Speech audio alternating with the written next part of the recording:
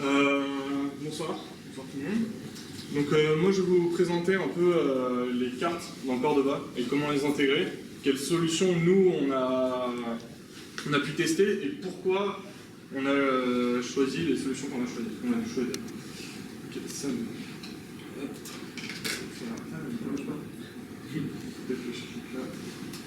ouais, fantastique. Donc moi je suis Yann Leflour, je travaille dans une boîte qui fait du développement hybride, qui s'appelle BAM. Et donc je suis chez BAM depuis 6 mois maintenant, et j'ai pu travailler sur différents projets, et aujourd'hui je vais vous faire part de retours justement sur l'intégration des cartes.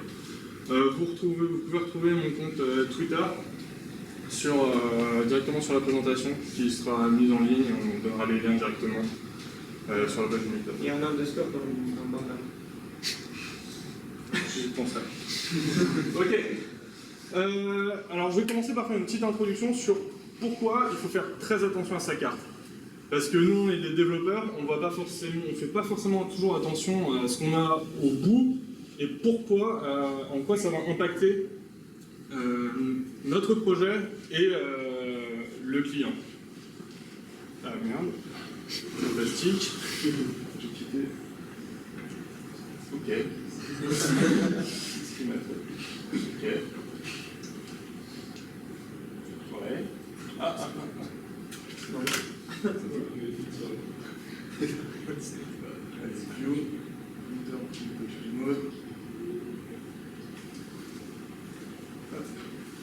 Parfait.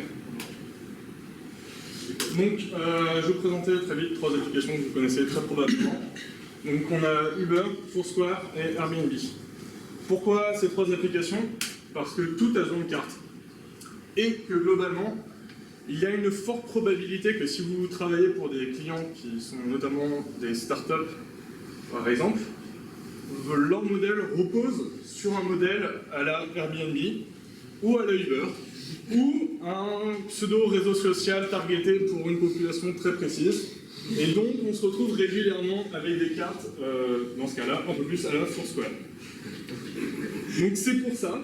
Et quand on regarde ces applications, donc certaines maintenant ont la carte, c'est pas forcément la vue principale, mais si on prend par l'exemple de Uber, ce à quoi il faut faire très attention, c'est que la carte c'est l'élément central de l'application. Si votre carte n'est pas fluide, l'application va mal tourner et vous allez perdre des clients.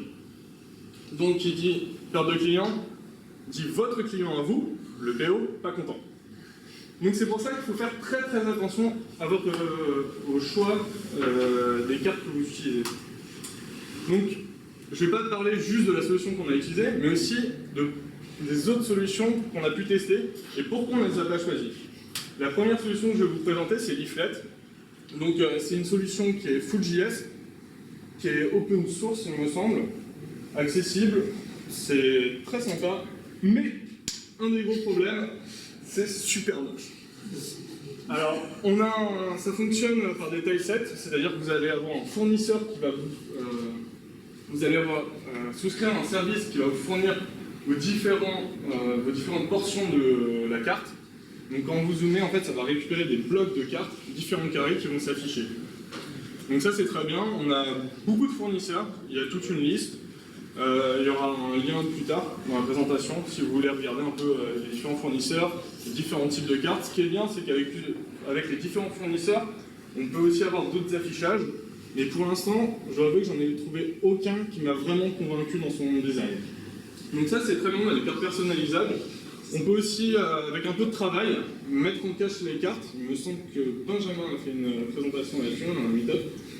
Il y a des plugins qui sont disponibles, ce qui est très très pratique parfois pour avoir des petites utilisations un peu particulières. Je crois qu'il y en a certains qui permettent carrément de dessiner des points sur la carte. Ça s'intègre très facilement. Si vous utilisez du Angular, il y a même des services Angular, des directives Angular, donc ça s'intègre très bien. Mais par contre, ça c'est moche, on a des gros problèmes de fluidité et de chargement. Et ça, c'est un point qu'on considère comme étant bloquant. À partir du moment où la carte, c'est la première page que voit l'utilisateur, s'il se retrouve face à un fond gris avec des bouts de cartes qui se chargent un à un, et surtout avec une connexion qui est limitée, parce qu'on reste sur téléphone, on n'est pas tous en 4G, Et ça peut être très long, très problématique, et quand on ne voit pas la carte, on n'a qu'une envie, c'est de fermer l'application. La deuxième solution qu'on a pu tester, c'est l'API Google Maps, mais en JavaScript directement. Pourquoi? Parce que de la même façon que Leaflet, c'est simple à installer, c'est simple à utiliser, la documentation est très très bien faite. Par contre, c'est une dépendance externe, vous pouvez pas stocker en fait le .js. Vous devez faire, votre téléphone doit aller récupérer la carte sur les serveurs de Google. À chaque lancement de l'application, il y a probablement une mise en cache qui est opérée, mais ça fait que vous avez quand même des risques de ne pas avoir accès tout simplement à la carte. Et en plus de ça, c'est toléré par Apple, c'est-à-dire qu'on a le fameux article 2.7 de l'App Store. On n'a pas le droit normalement de télécharger, notre application n'a normalement pas le droit de télécharger du code. Donc comme on a pu le voir avec le plugin qui a été mentionné tout à l'heure, maintenant c'est quand même plutôt autorisé, surtout avec du code JS, mais c'est quand même pas forcément l'idéal. Et on est arrivé à une dernière solution. Et là, c'était vraiment fantastique. Donc c'est le plugin PhoneGap Google Maps plugin, qui a une fantastique vitesse de chargement. Pourquoi? Parce que c'est du natif. Ça charge tout simplement le SDK Google Maps. C'est très rapide, c'est fluide, c'est fait pour le mobile. Et en plus de ça, on a une magnifique documentation. Je vais vous parler un peu de l'état du projet, son statut et comment il est en train d'évoluer. Donc là, on est quand même déjà en version 1.3.0. C'est une version qui est stable, tout à fait utilisable en production. Ça utilise le SDK Google Maps. C'est inclus quand on installe le plugin pour iOS. Donc que ça soit sur Android ou iOS, ça sera forcément Google Maps. Et le projet est stable et en cours de passation. Là, ce que j'ai mis en fait, c'est l'étape des commits. Donc il faut savoir qu'à la base, le projet a été lancé par un seul développeur qui a énormément contribué et puis qui, vers avril, s'est marié. Je ne ferai aucun commentaire là-dessus. Donc pendant un long moment en fait, surtout on a eu la sortie de Cordova 4, il n'y avait pas de compatibilité avec Cordova 4, donc là son utilisation était plutôt limitée, assez problématique, parce que pas de Cordova 4, c'est pas de crosswalk, et pas de crosswalk, c'est certains soucis de compatibilité avec des versions assez anciennes d'Android. Et là aujourd'hui le projet est en cours de passation, compatible Cordova 4, et tout à fait fonctionnel, j'ai essayé, ça marche avec Crosswalk, c'est magnifique, et tout le monde est extrêmement content. La façon dont ça se passe, donc le projet maintenant est géré par une nouvelle personne. L'auteur du projet encourage les gens à contribuer avec un système de bounty, c'est-à-dire que vous pouvez donner de l'argent sur des issues, des tickets que vous ouvrez, et tout le monde peut participer, et la personne qui réalise, par exemple, la migration vers Cordova 4, ça a été, il y a eu une bounty dessus, et la personne qui a réalisé la migration a récupéré l'argent. Donc si vous voulez contribuer, vous pouvez aussi en profiter pour mettre quelques sous dans la poche et vous payer des bières. C'était combien le coût pour la conversion? Je sais pas. En revanche, il y en a un qui va très probablement revenir, c'est la gestion des marqueurs groupés, sur lequel l'auteur devait retravailler, mais qu'il a au final abandonné. Donc à mon avis, ça va revenir très prochainement, et dans mes souvenirs, c'était quand même autour des 400 $, c'est plutôt correct. Le fonctionnement. Alors là, c'est un fonctionnement qui est assez particulier, parce que, qu'on soit clair, on est dans une web view, et on va accéder à une sous-couche native. Donc la façon dont le plugin gère l'affichage, c'est avec une div transparente. En gros, vous avez votre application, vous mettez ce que vous voulez, vous mettez un header, vous pouvez même mettre des boutons au-dessus de la carte, tout ce que vous voulez au-dessus de la carte. Nous, on a une application avec un énorme marqueur en plein milieu, et ça fonctionne parfaitement. On arrive quand même à sélectionner, à gérer les clics sur les éléments qui sont dans la div de la carte, et à gérer tout ce qui est navigation dans la carte, le scroll, le zoom et tout. Tout ça est bien sûr configurable, mais ça va poser quelques problèmes. Pourquoi? Parce que ça fait qu'on a un seul objet carte. C'est une carte native, on n'en a qu'une seule qui va être gérée grâce au plugin, et qui est De base, si vous la prenez comme ça s'adapte non déplaçable, c'est-à-dire que ça ne s'adapte pas forcément. Si vous faites des transitions de la div, la carte ne va pas vous suivre du tout. Donc il y a certaines limitations par rapport à l'utilisation du plugin. Maintenant, je vais vous parler un peu des features qui sont présentes avec le plugin. Qu'est-ce que vous pouvez faire concrètement? Donc c'est des choses que vous retrouverez globalement dans tous les outils, tous les frameworks pour afficher des cartes. Le premier, c'est bien sûr les marqueurs. Donc là, c'est les marqueurs Google Maps. Ils sont personnalisables. Vous pouvez les déplacer drag and drop. Vous pouvez customiser aussi le petit titre. Vous pouvez gérer le clic. Ça fonctionne parfaitement. Vous pouvez aussi afficher des polygones. Donc ça, c'est pour tout ce qui est zone. Donc ça nous a servi notamment dans une de nos applications qui s'appelle PopValet. Vous avez des polylignes. Donc là, c'est la même chose. Hein. Si vous voulez afficher des trajets, par exemple, vous faites une appli qui va suivre les personnes qui font leur course à pied, des choses comme ça. Donc vous pouvez très bien afficher les lignes qu'il faut. Vous avez également des overlays. Donc là, vous pouvez afficher par-dessus la carte, grâce au plugin, des images, des couches KML. Alors les couches KML, c'est des couches vectorielles. C'est-à-dire que les polylignes qu'on a vues au-dessus, c'est vous qui les définissez dans votre JS, sauf que quand vous commencez à avoir une centaine de points, et que vous savez que ça sera statique, ça vaut le coup de l'exporter dans un fichier KML qui va gérer son affichage et l'afficher directement sur la carte et être prise en charge par le plugin. Et pour finir, un truc que j'ai trouvé super sympa, parce que c'est un des gros points forts, mine de rien, de Leaflet, malgré les cartes que je trouvais globalement moches, c'est qu'on peut quand même utiliser les tiles. Donc, ce qui est très drôle, c'est que le lien pour voir donc, différents fournisseurs de tiles, c'est Leaflet. Et vous pouvez très bien utiliser ces tiles par-dessus la carte Google Maps. Ce qui se passe, c'est que pendant les tiles, les blocs chargent, vous allez voir la carte dont vous avez l'habitude en fond, et les blocs vont apparaître par-dessus. Le chargement se fait très bien. Après, je suppose que de la même façon, quand on se retrouve en Edge, c'est pas top.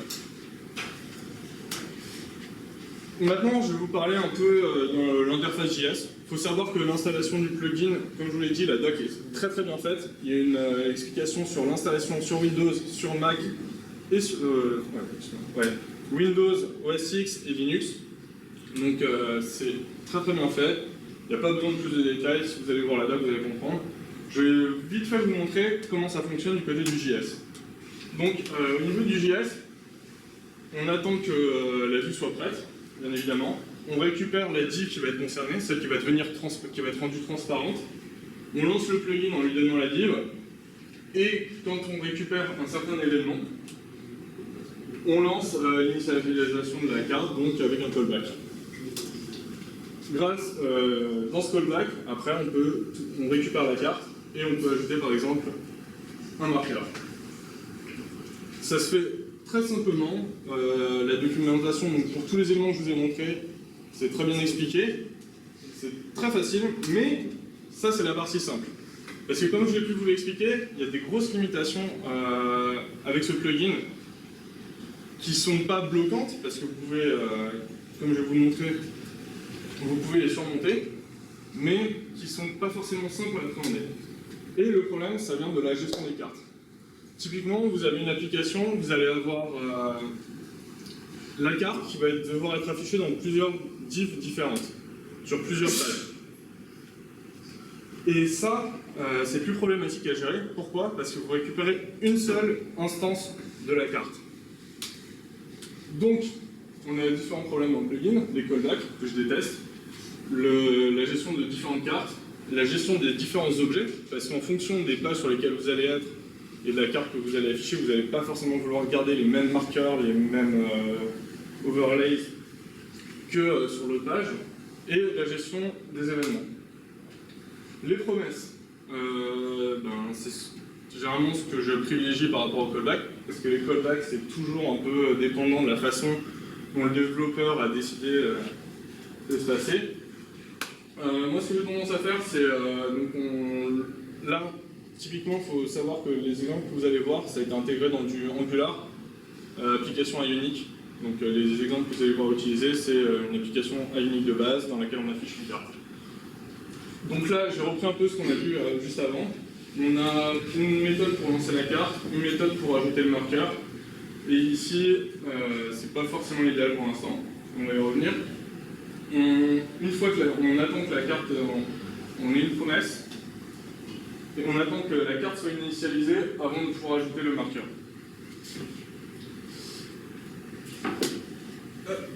Et ça s'utilise de cette façon. C'est-à-dire que vous avez une ligne, vous lancez la carte, vous utilisez la div concernée, parce que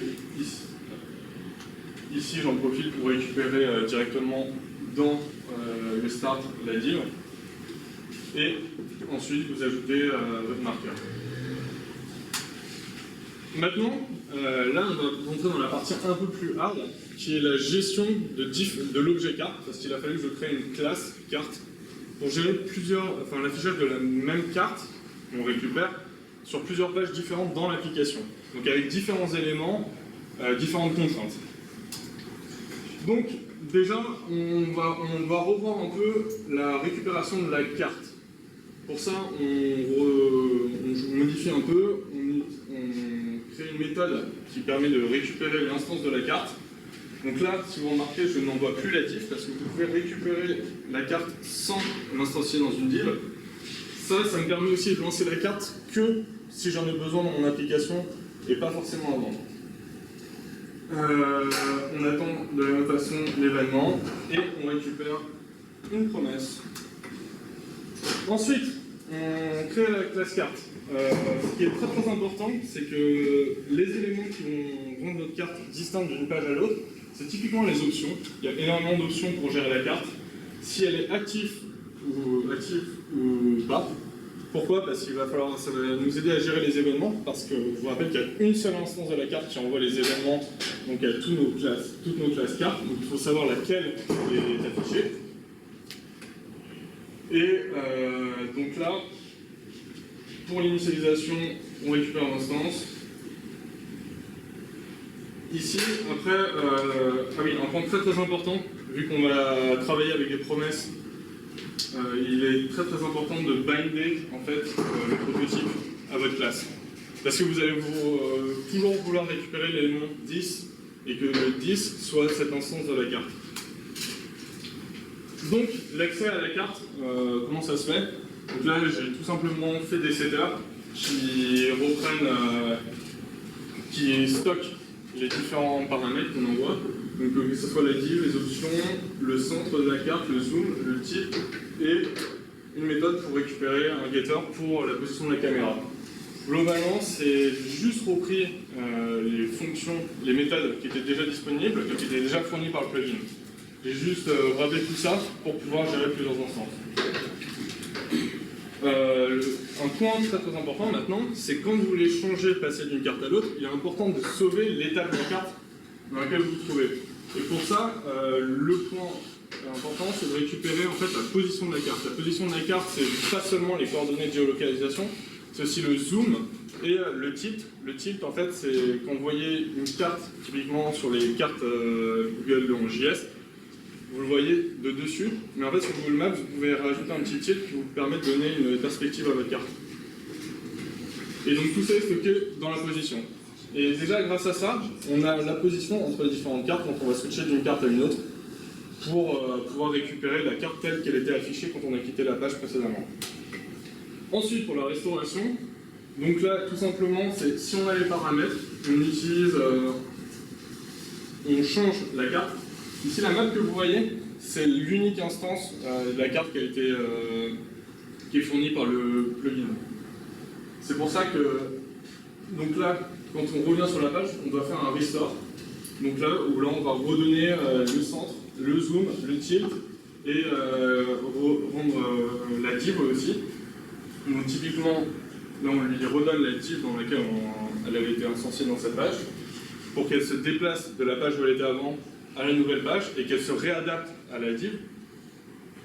Et si vous remarquez, j'ai tout mis dans un tableau pour avoir à la fin renvoyé une promesse, une array de promesses qui qui se résolve quand tout est résolu. Au niveau de la gestion de l'affichage, parce que là c'est aussi un point important quand vous naviguez d'une carte à une autre, là, c'est la partie où on va cacher la carte quand on part de la page. Donc là, on la désactive et on la sauvegarde. Et ici, en fait, on la rend active. On change la current map, qui est un objet que j'ai stocké de façon globale en dehors de la classe, pour garder un lien en fait entre sur quelle carte est active en ce moment, et surtout désactiver automatiquement la carte précédente. C'est-à-dire si on active une carte, il faut que l'autre, celle qui était en cours, soit cachée. Donc, au niveau de l'utilisation, maintenant qu'on a notre carte, donc là j'ai juste un contrôleur, map contrôleur. J'instancie l'instanciation du contrôleur, il faut récupérer un objet map, donc un new map, et on lui donne un map config. Et un point très important que j'ai oublié d'aborder, le map config, si vous déplacez votre carte et vous remettez le map config, il faut faire un copier de l'objet. Pourquoi? Parce que le plugin modifie la config et va vous dire que votre config n'est pas bonne parce qu'il va manquer certains paramètres qu'elle a déjà setés. Quand on change la vue, donc quand on instancie le DOM, là c'est là où on va donner la div concernée. Quand on quitte, quand on détruit en fait, quand on va détruire le contrôleur, là on va utiliser le map destroy qu'on va voir plus tard. Et surtout, avant d'arriver sur la vue, on va lancer le map.show qui va lui dire ok, on est en train de revenir sur cette carte, réaffiche-la-moi. Maintenant, la gestion des items, donc en gros tous les marqueurs, polylignes, tout ce que vous voyez sur la carte. Donc là, c'est assez simple. Au final, on va réutiliser des add marqueurs, montrer tous les marqueurs, cacher tous les marqueurs et supprimer tous les marqueurs. Pourquoi? Parce qu'en fonction des cartes, vous voulez avoir des marqueurs différents. Et donc tout simplement, il faut les stocker en fait donc, dans un objet marqueur qui appartient à la classe pour que ça reste distinct. Et donc bien sûr, on modifie, donc là, on ici, quand on cache la carte, il faut, c'est-à-dire quand on change de page, il va falloir cacher tous les marqueurs qui étaient là pour cette page. Et quand on revient sur la page, il va falloir montrer tous les marqueurs qui étaient dans la carte. Au niveau de l'utilisation, ça se fait un peu de la même façon. On peut rajouter les marqueurs dès qu'on a créé l'objet. Et c'est en revanche là où ça va devenir important, c'est que c'est là où on a le map.destroy qui va s'occuper de nettoyer tous les marqueurs qui sont en mémoire pour éviter qu'il nous en reste. Parce qu'en fait, les marqueurs vont rester chargés dans la mémoire de la carte native. Et il faut, quand on supprime la carte, donc généralement, à partir du moment où on a détruit le contrôleur, c'est qu'on n'a plus besoin de cette carte, il faut que les marqueurs et autres items que vous avez ajoutés soient supprimés de la carte et supprimés de la mémoire de l'appareil. Au niveau des événements, donc là je vais être très bref, la carte va vous envoyer des événements. Ce qui est important, c'est là aussi où va nous servir le active pour que seule votre instance de la carte, votre instance activée de la carte prenne en compte ces événements. Parce que par exemple quand vous êtes sur Ionic, vous avez plusieurs pages avec chacune une instance de contrôleur. Si ces deux instances récupèrent les événements de la carte, ça peut causer probablement certains problèmes au niveau des getters et setters sur la carte par la suite. Moi, ce que je recommande, c'est de tout simplement utiliser les outils fournis par Angular, un root scope new, vous créez un scope sur lequel vous pouvez binder des événements et les transmettre depuis votre classe. Est-ce que vous avez des questions? Oui?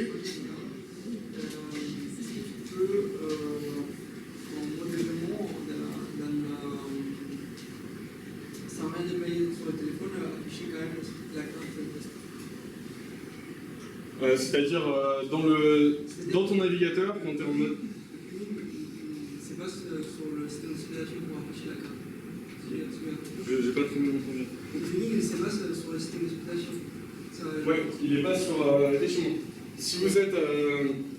alors, parce que effectivement, quelque chose de très pratique, c'est effectivement le live reload. Hein. Quand vous venez de créer votre application, vous développez au début sur web, vous rajoutez vos différentes vues, tout se passe très bien. Mais le problème, c'est que cette carte, elle est native. Donc quand vous allez ouvrir, vous allez faire votre Ionic Surf par exemple, ça ne va pas s'afficher dans le navigateur, vous allez avoir des erreurs de plugin, ça ne va pas être géré. Mais on a un outil qui est très pratique pour ça. Je ne sais pas si vous connaissez tous, mais Ionic propose un live reload sur téléphone. Si vous faites Ionic surf-L, Ionic run Android ou Ionic run iOS-L, en fait, votre téléphone va être en mode live reload. Ce qui va se passer, c'est que le téléphone va venir récupérer sur votre ordinateur tout ce qui est HTML, JS, CSS, les assets. Et ça, c'est extrêmement pratique pour pouvoir utiliser la carte et en même temps bénéficier du live reload. Donc à partir du moment où on utilise ça, on n'a plus le problème. Oui.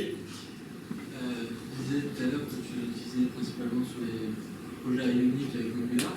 Est-ce que tu connais NG Cordova? Et si oui, tout le code que tu nous as montré là, ça pourrait être intéressant de pousser sur NG Cordova.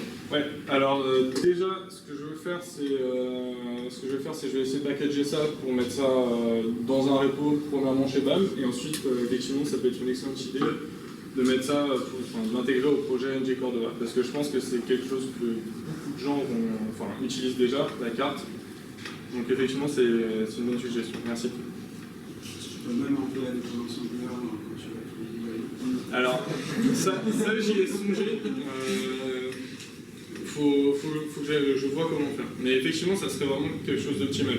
Parce que le plugin, dans l'état brut, il ne vous permet pas du tout de gérer plusieurs cartes. En revanche, un point très important à ajouter, si vous avez une seule carte, vous savez que ça sera toujours sur la même vue.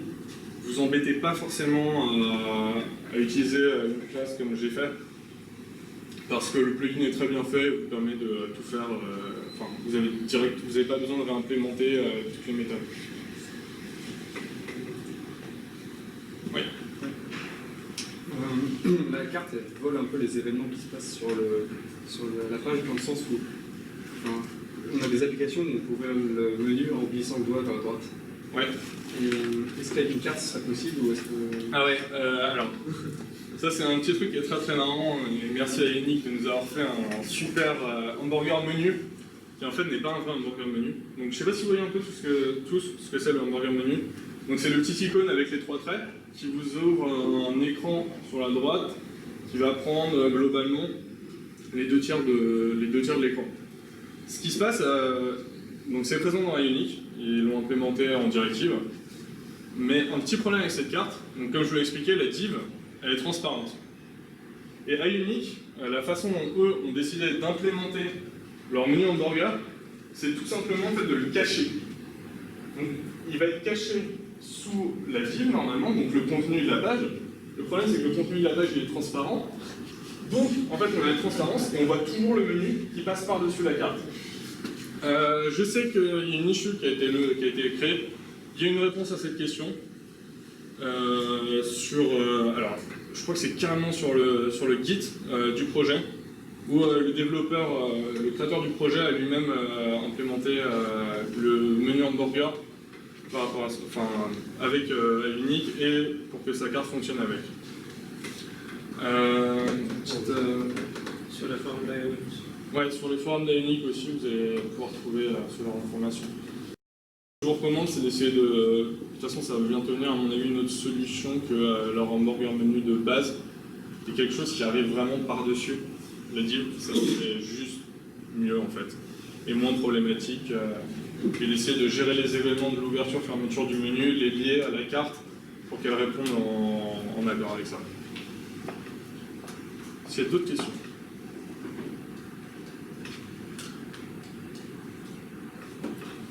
Très bien.